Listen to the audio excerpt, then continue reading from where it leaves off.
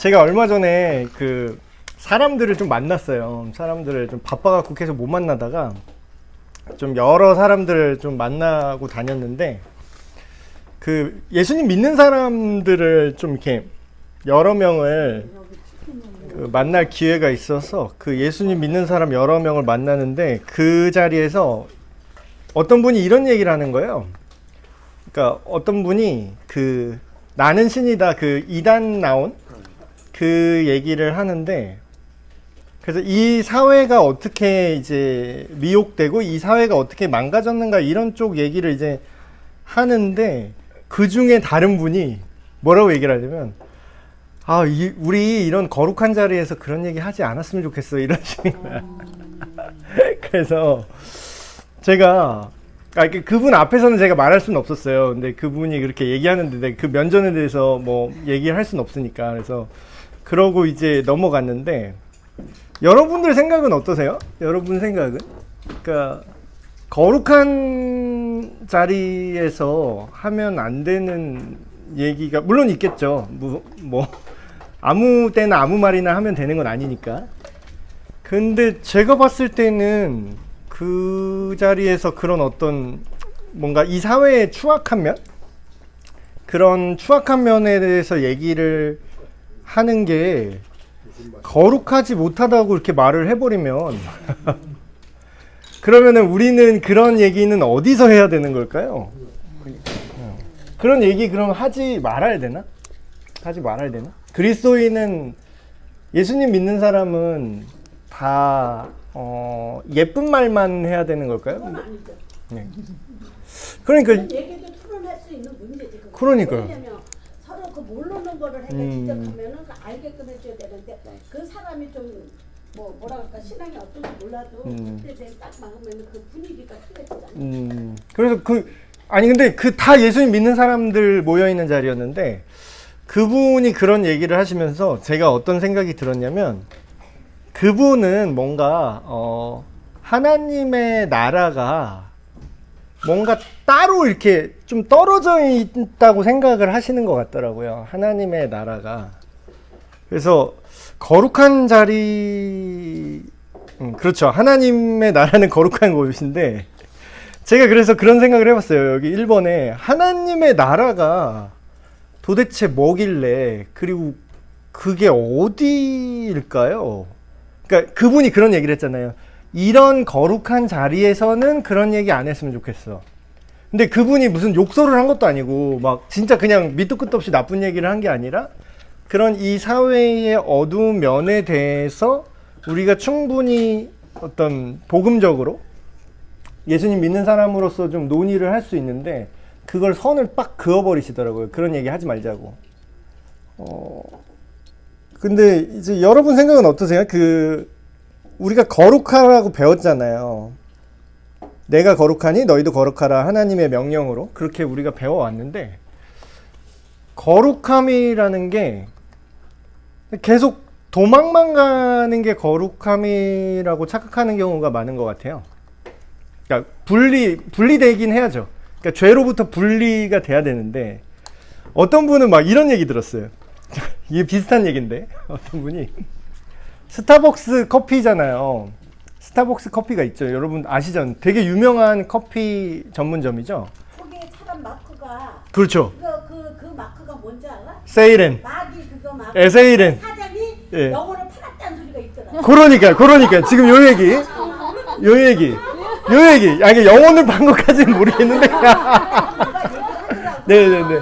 그런가 보다 하고 난 생각했는데, 이 머리 자체가, 그렇죠. 그게 사람을 신화에 나오는 홀리는 귀신. 그 뭐라 그럴까, 박사 묻힐까?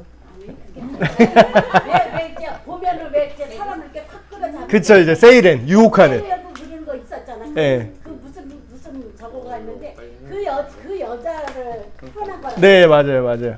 그래서 그러니까 제가 솔직한 얘기로 스타벅스 안 갔으면 좋겠어. 그러니까. 아니 그리고 잠깐만요. 나는 또 스타벅스 그릇을 너무 또 좋아해. 그러니까 하면 뭐 할 거냐 내가 그랬는데, 여기 기독교인 중에 스타벅스 안 먹는 사람이 없어요. 많이 먹더라고. 네, 먹더라고. 그렇죠. 막 목사님들도 선물로 스타벅스 쿠폰 주고 하는데, 그러니까 우리가 지금 이런 얘기를 하고 싶은 거예요. 이 얘기가 근데 되게 좀 조심스럽게 얘기해야 되는 게, 어떻게 보면은 스타벅스 막 불매운동 해야 될 것 같고, 근데 이제 여러분 잘 생각을 해보세요. 지금 말씀하신 것처럼 스타벅스 지금 현 CEO가 그 자기 지점장들 있잖아요. 지점장들한테 성명을 했어요. 그 사람들 다 불러 모아서 명령 비슷하게 하다를 했는데, 그게 뭐냐면 동성애나 그런 젠더 이슈에 대해서 동의하지 않는 점주는 내가 다 잘라버릴 거야. 그러니까 반기독교적인 생각을 하는 거죠. 그래서 그렇게 이제 말씀하신 것처럼 되게 노골적으로 기독교의 어떤 도덕성을 반대하는 분이에요. 그 스타벅스 대표가. 자, 그럼 여기서 여기서 이제부터 본론이야. 이런 상황인데, 자, 1번 스타벅스는 영원히 먹지 말아야 된다. 자, 2번 뭔 상관이냐, 그냥 먹어라. 3번 그 밖에 다른 의견. 혹시 다른 의견은 없으세요, 여러분? 다른 의견? 그게 뭔 상관이냐, 이런 의견. 아니, 그러니까 우리 건강한 토론 문화, 이게 그 권사님을 반대하는 게 아니잖아. 내 생각을 말하는 거니까. 찍고 있는 거죠. 예, 이거 편집할 겁니다. 이제 수위 조절은 제가 편집 보고서. 재밌더라고요. 예. 자, 여러분 이제 얘기가 너무 세니까. 자, 다시 잡아올게요. 제가 지금 커피가 주가 아닙니다, 얘기가. 자, 다시 돌아와 볼게요. 자, 그러면 이 CEO가 되게 거의 반기독교적으로 이게 노골적으로 하니까 이제 불매 운동을 하자, 뭐 이렇게 할 수도 있겠죠. 불매 운동을 하자. 근데 이제 근데 이게 우리가 그렇게 간단한 문제가 아닌 게, 어떤 분이 이렇게 이 둘 다 예수님 잘 믿는 분이에요. 둘 다 예수님 잘 믿는 분인데 이 비슷한 의견으로 둘이 완전히 갈린 거죠. 한 분은 그거 먹으면 안 된다. 아예 되게 강경하게. 아예 절대 먹으면 안 돼. 그거 먹는 목사는 목사도 아니야. 스타벅스 먹는 목사는 목사도 아니야. 막 이런 식으로 되게 강경하게 말하는 거고, 또 그 반대분들은 그 뭔 상관이야, 그냥 그게 뭔 상관이야, 이런 이제. 근데 둘 다 예수님 믿어. 근데 이렇게 의견이 갈리는데, 그거 그러니까 자기 자체에서 해야지. 이거 하다 보면 땀 나요. 예. 그래서 이제 제가 좀 정리를 해드리면, 이게 제가 이 주제를 왜 꺼냈냐면요. 보세요. 생각을 해보세요. 우리가 물론 노골적으로 막 통일교 기업이야. 뭐 예를 들면은 뭐 저기 뭐 성남이라 맥콜 아시죠? 그 2단 기업에서 대놓고 파는 그 음료. 한번 모를 때 한번 먹어봤거든요. 심지어 맛있어. 근데 맥콜 맛있어. 솔직히 맛은 있어. 그 1화에서 나오는 식품이죠. 그 캔 음료 같은 거. 뭔가 그 콜라에 보리차 탄 것 같은 맛인데, 구수한 콜라. 약간 누룽지 맛 같기도 하면서, 달달한 누룽지 맛 같기도 하면서. 근데 이제 저는 그걸 알고 나서 안 먹거든요. 왜냐면은 그거는 2단 기업에 대놓고 수익을 안겨주는 행위이기 때문에 제가 안 해요. 근데 아까 스타벅스가 되게 애매한 부분이, 자, 생각을 해보세요. 그래서 이 반대 논리에 있는 분이 이런 얘기를 하는 거예요. 자, 그러면 그래, 스타벅스 안 먹어. 그래, 안 먹는다고 쳐. 그러면 이게 불매운동이라는 게 어느 선까지 우리가 할 거냐라는 거예요. 자, 보세요. 자동차, 우리가 타는 자동차 있죠. 자동차에 부품이 10,000개가 들어가네. 10,000개. 대략 10,000개가 들어가는데, 그 부품 회사 한 사람의, 예를 들어서 동성애 옹호하는, 아니면 그 중에 사탄 숭배하는 사람도 있을 거야. 그리고 우리가 먹는 음식에 설탕 만드는 공장에 그 사탕수수 따는 사람이 부두교인이야. 그러면 우리가 어디까지 배제를 할 수 있겠냐라는 거예요. 그러니까 그게 대놓고 그런 거 상관없어, 다 먹어도 돼, 이것도 아니에요. 그거 네가 악마 숭배사든지 네가 2단 기업이든지 상관없어, 우리는 그냥 먹어. 그것도 아니지만 그거를 하나하나 배제하면은 그리스도인이 먹을 수 있는 게 몇 개나 될까라는 거죠. 물도 몰라. 그 물 정수하는 회사의 그 벽돌을 만드는 그 벽돌공이 또 무신론자일 수 있잖아. 그래서 지금 제가 이 얘기를 왜 하냐면, 아까 그 말씀하셨잖아요. 우리 거룩한 자리에서 그런 얘기 안 했으면 좋겠어. 하나님은 거룩하고 하나님을 믿는 우리가 주님의 성전이 되어서 우리가 거룩한 건 맞아요. 그분 말이 맞아. 반은 맞아. 거룩한 자리지. 거룩한 믿는 자들이 모여서 교제하는 자리니까 거룩한 자리가 맞아요. 그런데 우리가 사는 세상은 어떻죠? 우리 세상이 무균실인가요? 세상도 거룩한가요? 거룩하지 않죠. 거룩하지 않죠. 나가면은 눈으로 범죄하는 것도 그렇죠. 그리고 믿는 우리라고 할지라도 우리가 100% 거룩하느냐? 100% 거룩하지. 우리 생각이 어때요? 가변적이잖아. 움직이잖아, 생각이. 정신 차리면, 아, 그래, 주님 안에 살아야지 하다가도, 막 우리가 막 또 분노하거나, 화나거나, 막 이러면은, 우리도 거룩하지 못하는 상태가 왔다 갔다 하잖아요. 근데, 그거를 다 배제해버리고, 완전 그냥, 거룩한 것만 하자 하면은, 우리가 이 세상과 접점이 아예 없어져 버려요. 그러니까 날아가 버린다는 거지.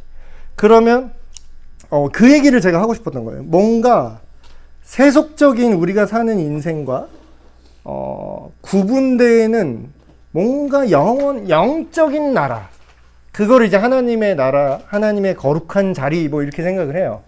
근데 맞긴 한데 그 말이 틀린 말은 아니거든요.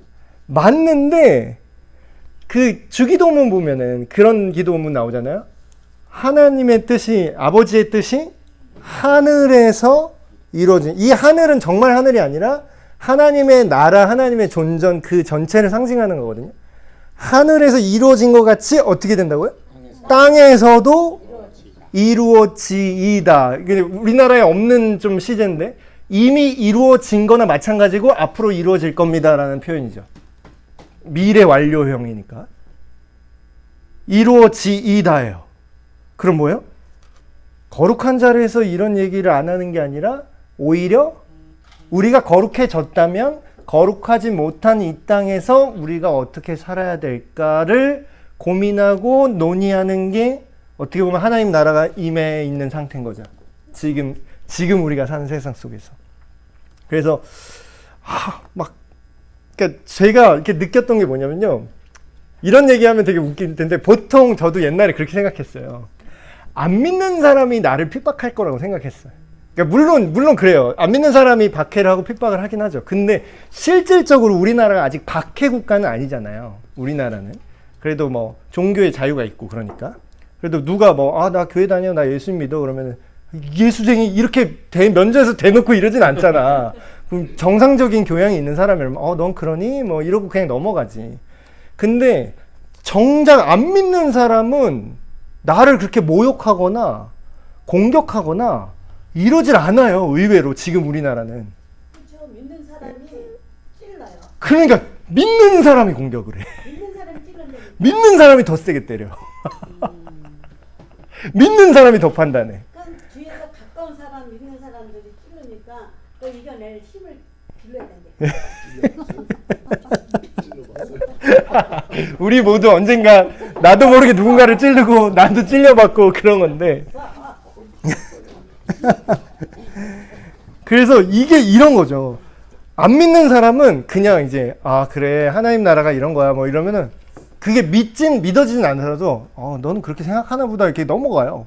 근데 믿는 분들은 자기만의 컬러가 있어. 자기만의 색깔이 있어. 맞아. 그게 있어. 그래서 자기 색깔이 아니면 이제 넌 왜 거룩하게 행동하지 못해? 막 이렇게 나오는 거지. 근데 이제 본인 생각의 거룩이잖아요, 그거는. 그러니까 되게 좁은 거룩을 갖고 있는 거지, 자기가. 근데 실제로 복음을 전하려면 어떻게 해야 되는지 아세요? 실제로 다른 사람한테 복음을 전하려면 어떻게 해야 되냐면, 그렇게 선을 그으면 절대로 안 전해져요. 그렇죠. 그건 당연하죠. 그 선을 열어놔야 돼요. 그러니까 이게 되게 좀 어려운 부분인 게, 내가 이 세상에 발을 들이면 내가 오염될까봐, 우리 초보자 때는 그렇잖아요. 내가 오염될까봐 무서우니까 일단 여기서 세상과 단절하고 요걸 끊으면 잘했어. 너 세상으로부터 떠나고 주님께로 왔구나 하면서 되게 이게 초보적인 단계잖아요. 근데 그때 되게 칭찬을 많이 받았다는 거죠. 내가 이제 야근 안 하고 그냥 저 못합니다. 저는 교회 가야 돼요 하고 소리 지르고 막, 나 새벽 예배 가야 되니까 나 일찍 들어갈 겁니다. 회사에서 이렇게 강인하게 얘기하면은 이게 믿음으로 그래 잘해. 새벽 나오거나 예배 나오거나 뭐 이런 것 때문에 직장에서 그렇게 후려쳤구나. 근데 막 근무 시간에 막 성경 보고 있고 막 저는 성경 봅니다.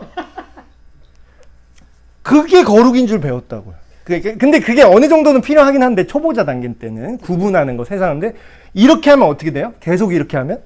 눈을 밖에 놨지. 눈 밖에 놨지. 야, 예수 믿는 사람은 근무 시간에 성경이나 쳐있고 기도한다고 이제 일도 똑바로 못하고 예수 믿는 사람이 만드는 음식은 왜 이렇게 맛대가리가 없냐 이렇게 된다고. 예수 믿는다는 애들은 일 처리가 떡 부러지지 못해갖고 막 괜히 막 마음이 어려워요. 뭐 멘탈이 유리야 아주 그냥. 이 험한 세상을 어떻게 살 거야? 이 얘기 들어요 밖에서. 근데 실제로 정말로 예수님께서 우리한테 주신 하나님의 나라는 1차적으로는 세상과 구분되는 게 맞긴 한데 그 다음 단계로 더 깊어지면 세상 속에 내려온 하나님 나라가 돼야 되는 거죠. 세상 속에서. 그러니까 진짜 막 어떤 목사님이 막 그런 얘기했어요. 제발 회사 가서 성경 읽지 말아요. 근무 시간에 일을 하라고 일을 막 이러면서 그 예수쟁이 일 똑바로 하라고 지금 농땡이 치네 종교생활 한다고 더 욕먹을 거 아니야. 막 그 얘기 목사님이 하더라고.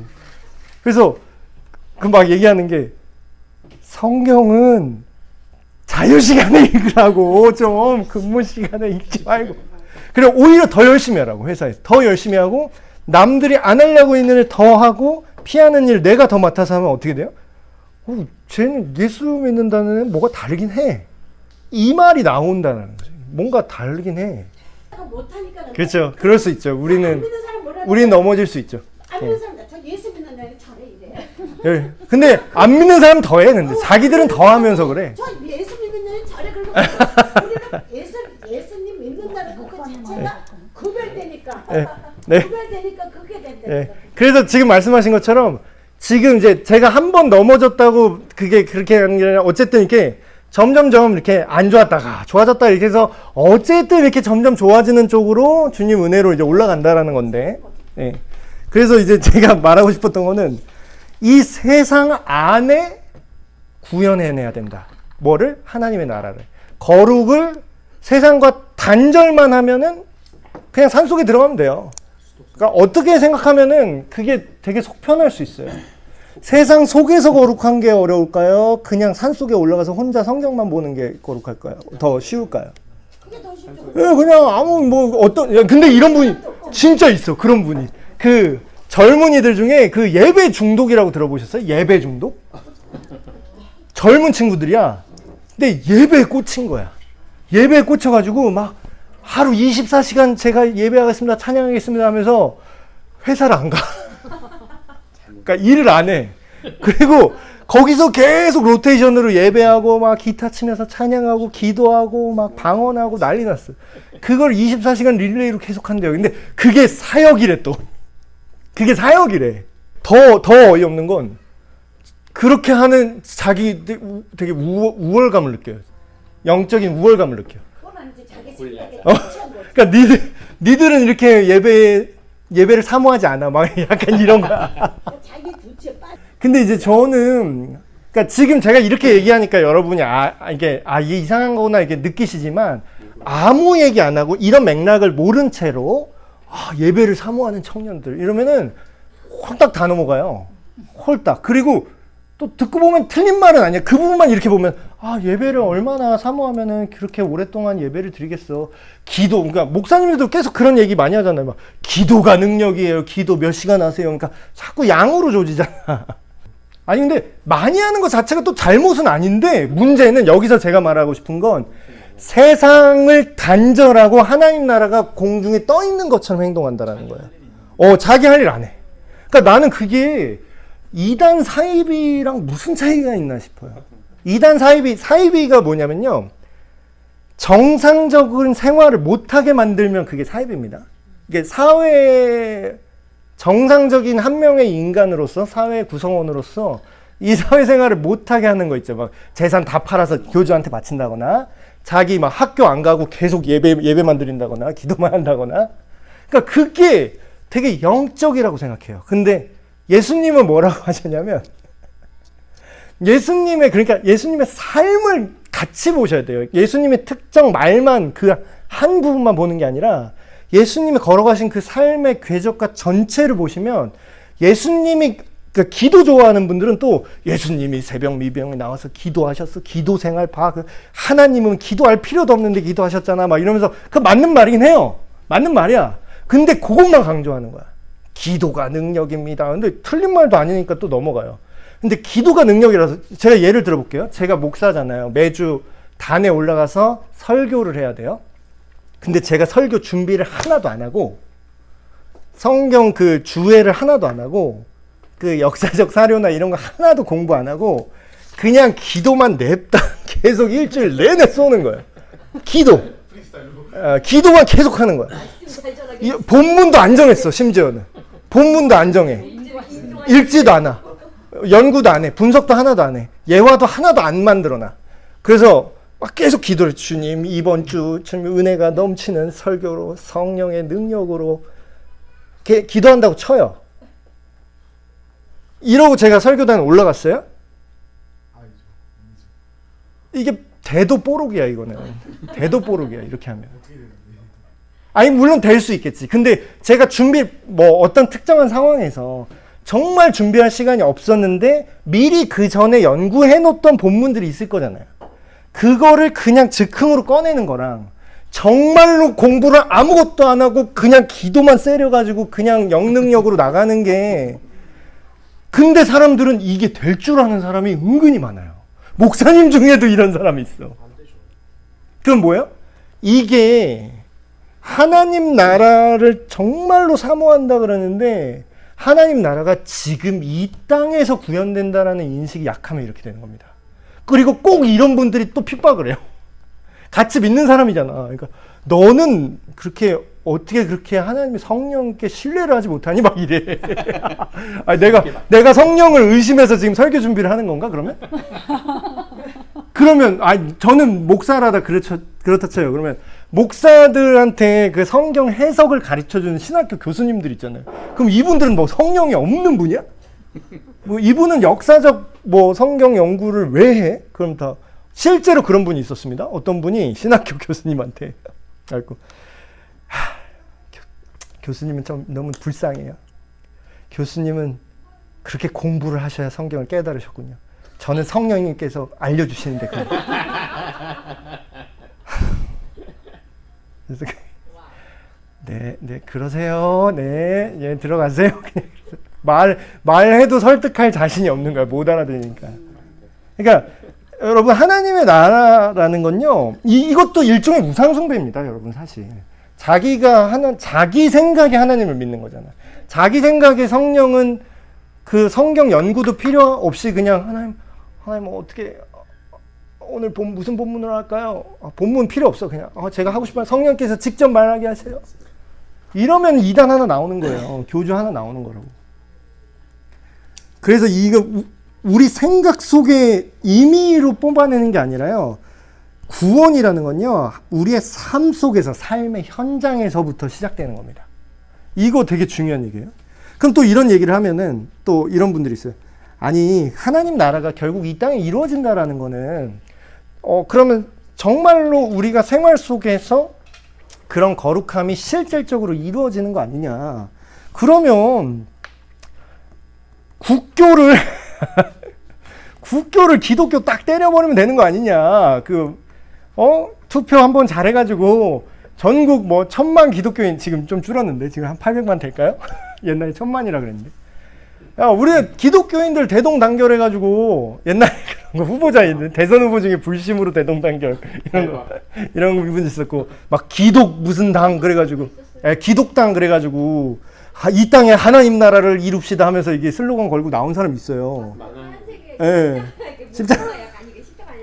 어쨌든 다시 돌아올게요.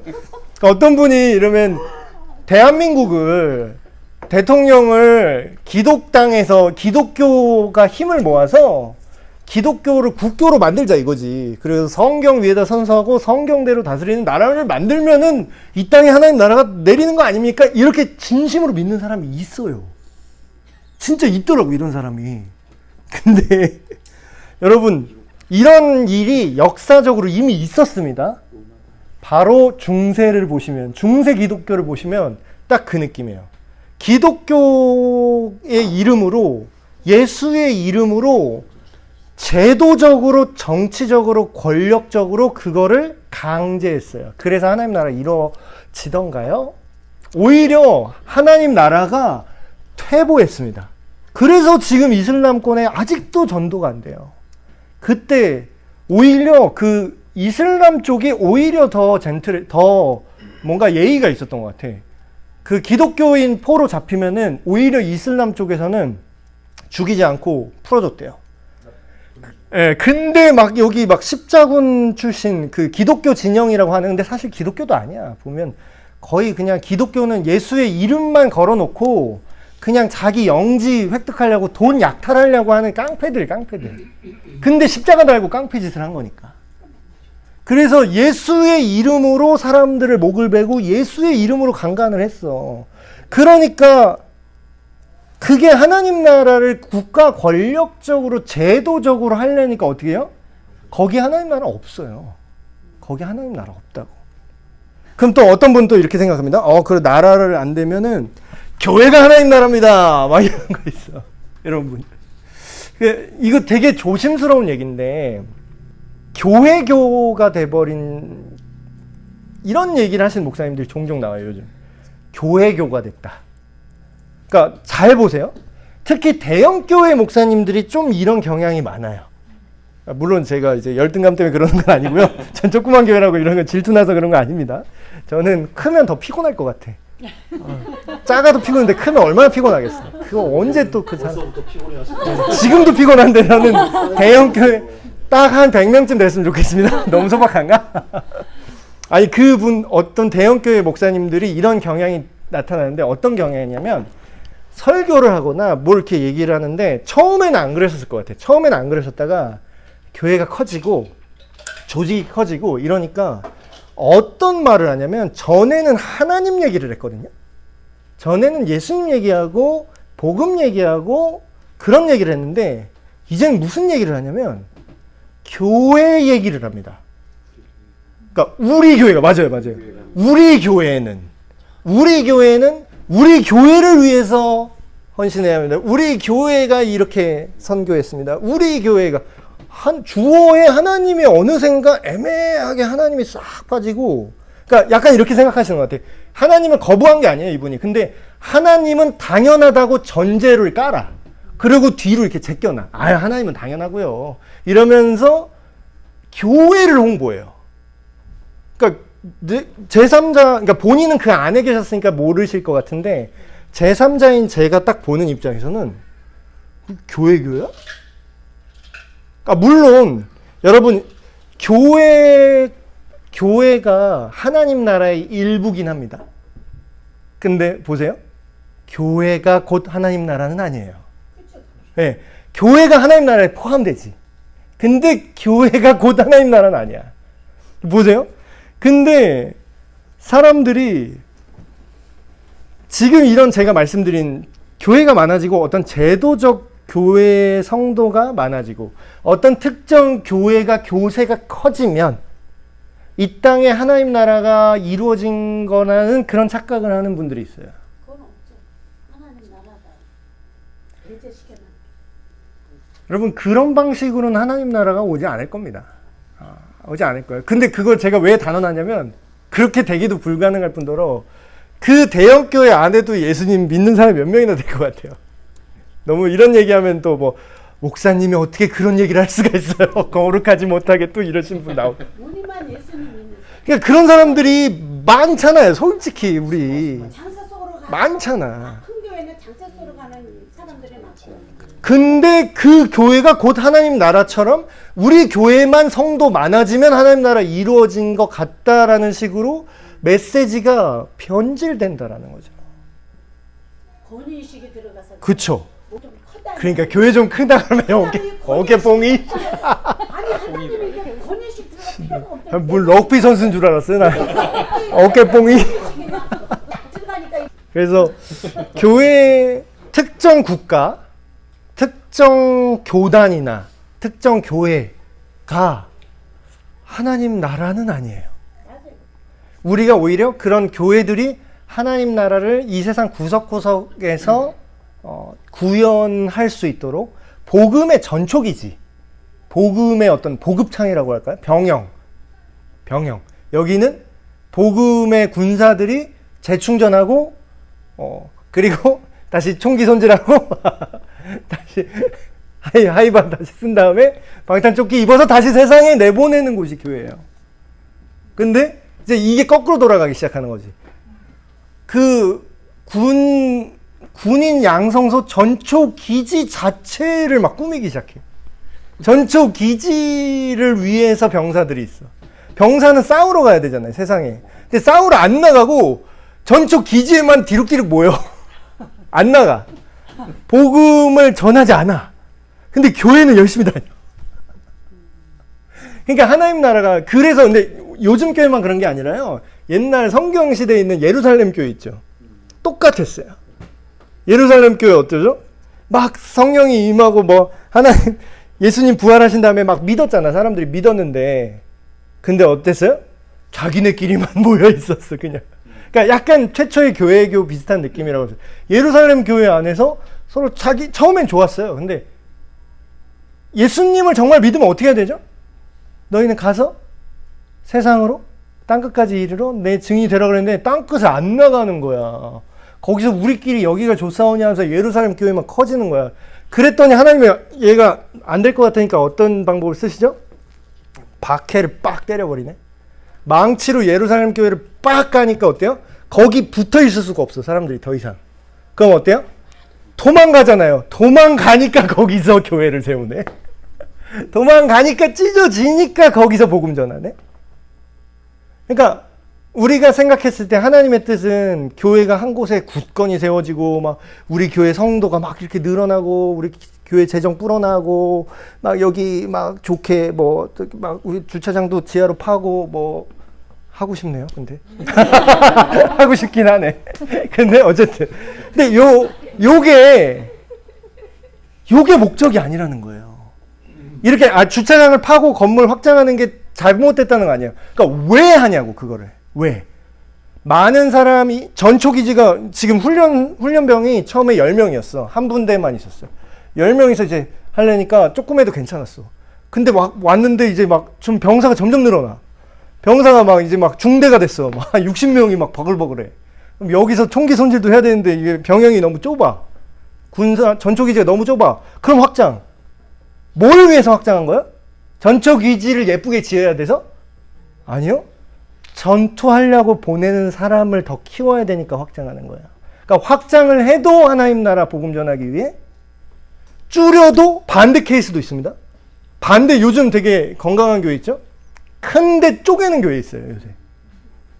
제대로 하고 있는 거야. 왜? 그러니까 쪼갠다는 것 자체가 제대로 하는 게 아니라 나는 겸손하니까 교회를 작게 만들 겁니다. 이런 게 아니라 목적이 있잖아요. 왜 쪼개냐고. 예루살렘 교회처럼 핍박받기 전에 나는 이렇게 교회가 커지면요 사람들이 관성이 생겨서 제대로 된 대형교회 목사님은 이런 마인드를 다 갖고 계시대요. 구경꾼이 너무 많아진다.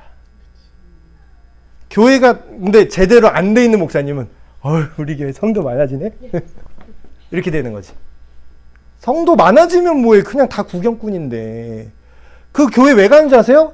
아무도 말 안 걸고 아무도 나 모르고 내가 헌금을 내든 말든 뭐 아무도 신경 안 쓰고 그냥 나 편하게 딱 이제 감동적인 설교 1시간 딱 듣고 집에 가서 바로 꿀 빨면 되니까. 그러니까 편하잖아. 그러니까 사람들이 가는 거예요, 대형교회 솔직히. 근데 제대로 된 대형교회 목사님은 그런 사람이 생기는 걸 되게 싫어한다는 거죠. 그러니까 어떻게 해요? 쪼개자. 쪼개서 그런 구경꾼들이 없이 진짜로 각 지역에서 정말로 복음의 전초기지로 기능하게 만들자. 크게 만들 필요가 없다. 커서 생기는 부작용을 없애는 거예요, 오히려. 그러니까 우리 교회는 좀 다른 느낌인데 작은 교회는 그럼 실패했느냐? 아니죠. 제가 요즘이 아니라 많이 읽었던 책인데 이미 읽었던데 이런 책 제목이 이거예요.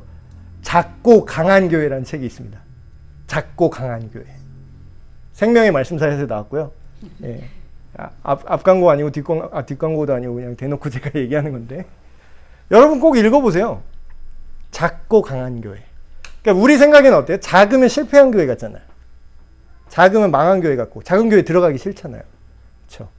우리 교회도 그럴까봐 지금 밑에 1층에 딱 들어왔는데 막 전구가 없어. 그래서 뭔가 으슥해.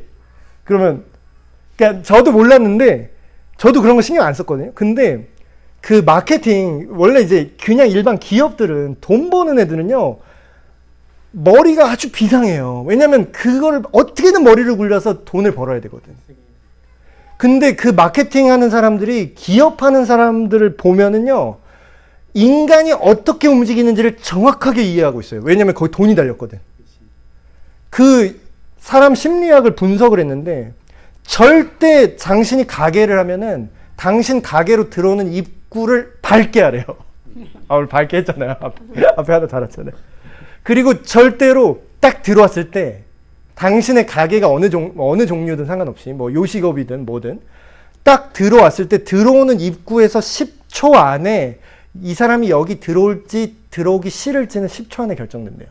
그냥 느낌이야. 이런 건 상관없어. 막 여기 설교를 목사가 잘한다더니 뭐 이런 거 아무 상관없어. 그냥 딱 들어왔을 때 10초 느낌이면 그냥 결정난대요. 여기 들어올지 말지. 앞으로 이 교회를 내가 다닐지 말지가 입구 들어와서 10초 안에 끝난다라는 거야. 심리적으로. 그래서 전등을 바꿔야겠구나 제가 생각을 했어요. 돈이 아무리 아까워도 저기 공용이거든요. 저 밑에 공용 우리 쪽도 아니야 사실. 근데 어차피 우리 교회를 오려면 여기 들어와야 되잖아. 그러면 여기가 아무리 좋으면 뭐예요? 여기 들어오면 다 좋다 그래요 사람들. 여기 금요일날 우리 교회 아닌 분들 종종 오시거든요. 여기 들어오면 와 다 그래요. 근데 이제 들어오면 이런 시선이 뭔 얘기를 봐. 여기 이런 데인지 몰랐다는 거야. 당연하지. 1층 보면 이런 데인지 모르지. 저는 이제 다른 게 다니다 왔는데 저도 보니까 상가교회는 그러니까 이미지가 있잖아. 상가교회 이미지가 있잖아. 저도 사촌 형이 상가교회도 막 전도사 사고 그래가지고 뭔가 작고 의자 주면 의자도 근데 이건 아니었지만 접는 의자 했지만 여기 생각보다 한 채로 통으로 쓰니까 크다고 생각이 들었어요. 그리고 또 지붕도 있으니까 입구는 되게 어두웠지. 그래서 꽤 넓어요. 예. 갑자기 교회 컨설팅 시간이 됐는데. 말문이 맞아요. 맞습니다. 제가 그 얘기를 하고 싶었던 게 이게 작고 강한 교회라는 책이 있어요. 이 얘기하다 여기까지 했는데 작고 강한 교회라는 책이 있는데 우리는 그걸 해야겠더라고요. 그러니까 작다는 게 실패한 것도 아니고 그렇다고 작은 게 자랑도 아니에요. 그래서 작은 교회만 할 수 있는 게 또 있어요. 근데 작은 교회가 큰 교회 흉내내면 망해요. 왜냐하면 그럴 거면 큰 교회 가지 여기 왜 와. 그러니까 제가 뭔가 특이한 안 하던 짓을 하네. 새로운 목사님 오셔갖고 막 이상한 거 하네. 이렇게 느끼실 수도 있을 것 같아요. 근데 우리가 기존 교회 하듯이 하면은 우리는 경쟁력이 없어요. 물론 우리가 경쟁하려고 하는 건 아니지만, 그러니까 무슨 사업하듯이 하는 건 아니고, 어쨌든 목적이 작든 크든 하나님 나라를 그 사람 안에 예수 그리스도를 믿는 복음의 능력을 그 사람한테 심는 게 우리의 목적이잖아요. 교회가 우리가 교회교가 아니고 크든 작든. 그러면 그 목적에 분명하면요, 방법은 되게 유연해질 수 있습니다. 정말로 유연해질 수 있어요. 그래서 이제 그렇게 진행을 하는데 결국 이 얘기를 왜 했냐면은 하나님 나라는요 지금 이 땅 가운데 이루어지는 거예요.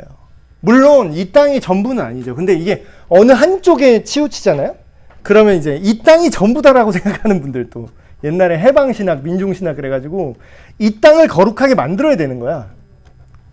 그러면 사회를 변혁시켜야 되는 거지. 그래서 정치 활동으로 투신을 하십니다. 그래서 예수님 복음의 능력을 안 믿고요. 자기들이 투쟁을 해서 이 사회를 변혁시켜야겠다고 거룩하게 만들겠다고 하시는 분들이 있어요. 그래서 그런 신학의 갈래도 있거든요. 근데 결과는 그런 교회는 다 망했어요. 왜냐하면 복음이 없거든. 복음이 주가 아니거든. 근데 또 반대극단 아까 제가 말했죠. 맨날 예배만 한다고. 그래서 우리는 하나님 나라가 우리가 예수님을 믿을 때 이미 이루어진 하나님 나라가 있어요. 근데 이걸로 끝이 아니라 아직 이루어지지 않은 기다리는 완성된 하나님의 나라. 그러니까 그 사이에서 우리는 살고 있는 거예요. 그러니까 저는 좋은 신앙을 가졌다라는 건요. 저는 이렇게 생각을 해요. 밸런스가 좋은 거. 균형이 잘 잡혀 있는 신앙. 그러니까 어느 한쪽으로 치우치는 사람들은 되게 본인이 되게 믿음이 좋은 줄 아세요. 그러니까 극단적인 사람들의 특징이야. 본인이 되게 믿음이 좋은 줄 알아. 근데 한쪽에 완전히 무너져 있어요. 그래서 복음이 전달이 안 돼요. 에이, 광신도 이런 소리 듣는 거예요. 그래서 하나님 나라, 제가 마무리하겠습니다. 예배를 제대로 드리는 사람의 특징은 아까 그냥 정말 예배 중독되는 게 아니라 예배를 정말 제대로 드렸잖아요. 그럼 예배를 제대로 드렸다는 거는 어떤 그 특정한 예배 시간에 내가 막 자세를 똑바로 했네, 물론 이것도 되겠지만 내가 어떤 감동을 느꼈네, 그것만으로 이제 예배를 잘 드렸다 못 드렸다를 판단하는 경향이 있어요. 근데 진짜 예배를 잘 드렸다는 건요, 하나님이랑 나랑 소통이 잘 됐다라는 거거든요. 그러니까 하나님으로부터 계시가 제대로 들어왔고 그걸 내가 이해를 해서 그거에 대해서 내가 반응을 했다라는 거예요. 근데 그 예배가 요 예배 시간 1시간으로 끝나는 게 아니라 그건 밖에서도 이어져야 됩니다. 그러니까 우리가 일상생활을 사는 거, 우리가 직장생활하는 거, 가정에서 아이들이랑 얘기하는 거. 근데 물론 아까 말씀하신 대로 우리가 완벽하진 못해요. 근데 제가 좋아하는 말, 입은 삐뚤어졌어도 말은 어떻게 하라고요? 바르게 해야 된다고. 그러니까 내가 그 밸런스가 내가 깨지는 걸 나도 알아요. 내가 좀 이렇게 깨졌구나, 밸런스가. 그거는 괜찮아요. 근데 알고는 있어야 돼. 밸런스가 깨졌다는 걸. 그럼 어때요? 휘청휘청 하면서도 제자리를 잡죠.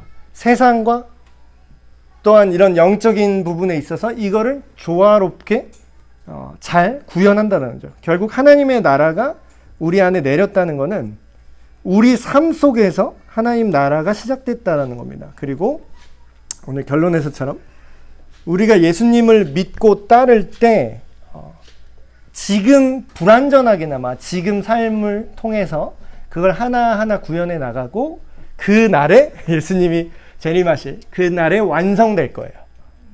그래서 이 균형을 갖고 우리가 잘 살아가시면 좋을 것 같습니다. 그러려면 어떻게 해야 돼요? 균형을 가지려면? 더럽고 추악한 부분은 눈을 감아야 될까요? 그러니까 제가 그런 얘기 많이 해요. 우리가 신앙생활을 하다가 그러니까 일종의 경기로 비유를 하는 거죠. 제가 전에 그런 얘기 했잖아요. 처음 온 지 얼마 안 됐을 때 제가 코치고 우리 모두는 각자 여러분의 인생이라는 경기에서 선수로 뛰시는 거라고. 그러니까 하나님 나라의 삶을 살아내는 선수로 뛰는 건데 복싱 이제 경기를 한다고 생각해 보세요. 우리 각자가 선수로 뛰잖아요. 그럼 어디서 뛰죠? 링 안에서 뛰어야 되잖아. 그럼 링 안은 세상이에요. 교회를 포함한 세상입니다. 교회 생활만 거룩한 게 아니에요. 세상 속에서 경기를 뛰셔야 돼요. 근데 제가 그런 얘기를 들었어요. 복싱을 잘하는 사람과 못하는 사람의 가장 큰 차이. 많이 맞고 안 맞고가 아니라 잘하는 사람은요. 맞더라도 눈 뜨고 맞는데요. 눈 뜨고 맞는다는 게 무슨 얘기냐면 상대편의 주먹이 날아오잖아요. 그러면 그걸 내가 못 피할지언정 끝까지 날아오는 걸 보면서 맞는다는 거예요. 그러니까 눈을 감으면 안 된다니까? 넘어져도 괜찮아요. 우리가 예수님을 정말 믿고 예수님의 은혜로 우리를 하나님 자녀 삼으셨다면 넘어져도 다시금 다운돼도 일으켜요. 다운돼도 일으켜요. 근데 중요한 건 뭐예요? 눈을 감으면 안 된다는 거예요. 이렇게 눈 감는 순간 내가 왜 맞았는지도 모르고 땅바닥에 누워있게 됩니다. 내가 어디에서 넘어졌는지조차 몰라요. 근데 세상에서 우리가 사는 세상에서 뭔가 문제들이 일어나잖아요. 목사님 내가 예수님 믿는데 왜 이래요? 지난주 금요일날 그분처럼 막 질문이 있잖아. 그렇게 해야 되는 거예요. 내가 답을 몰라도 내가 못 이길 것 같아도 어떻게 해요? 눈을 뜨고 맞으시라고. 눈을 뜨고. 그럼 뭐예요? 눈을 뜨고 맞았다는 건 뭐죠? 이 세상의 문제에 대해서 내 삶을 둘러싼 내가 예수님 믿는데 이 세상은 왜 이러죠? 내가 하나님을 믿는데 왜 내 인생이 바로 이렇게 응답을 안 하죠? 뭐 이런 것들 있잖아요. 그 실전, 진짜 실전. 그냥 교리 막 종교 장난 이런 거 하는 거 말고 실전. 진리는 실전 속에서도 진리여야 돼요. 그 실전 속에서 그 질문이 나오죠, 그러면. 지난주 그분처럼. 그러면 그 안에서 훈련이 되는 겁니다.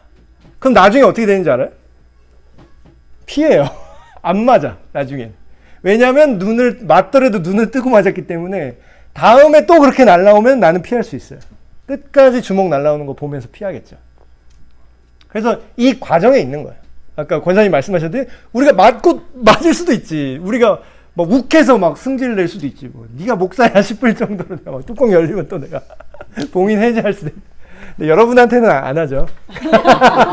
제가 날 모르는 곳에서 이제 뚜껑을 이렇게 열 수 있는데. 그렇지만 결국에는 그때도 눈 뜨고 맞은다면 그래, 내가 이 세상 속에서 추악하고 그런 것들 내가 눈 감지 않으리라. 그 속에서 이 더럽고 악한 세상 속에서 하나님의 나라를 내가 살아내리라.